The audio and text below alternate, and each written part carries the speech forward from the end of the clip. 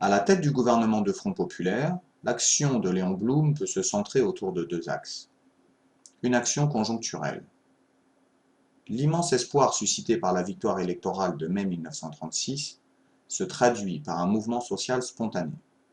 En juin, la France compte 2 millions de grévistes. Les usines sont occupées, sans détérioration de l'outil de travail. On a parlé de grève joyeuse.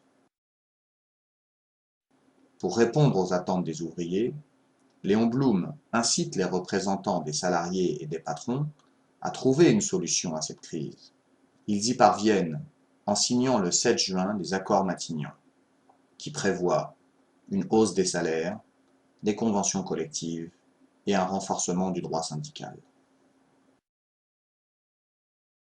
Le deuxième axe de l'action du Front populaire est plus structurel. Des lois sociales sont votées par le Parlement. Elles constituent une victoire sur la misère, une reconnaissance de la dignité.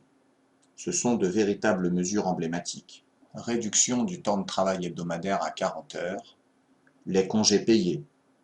C'est un tournant dans les relations entre la République et les ouvriers qui sont reconnus. Avec le Front populaire, on constate également une démocratisation de l'accès à la culture, avec la politique de Jean Zay pour l'éducation et de Léo Lagrange pour les loisirs.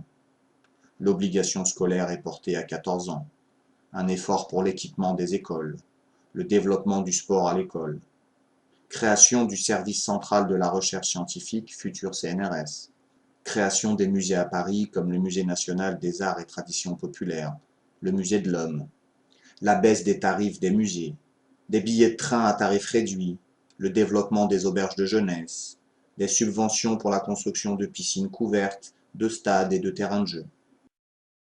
Mais le gouvernement de Front populaire a suscité des réactions très violentes. Léon Blum est un des hommes les plus insultés de France.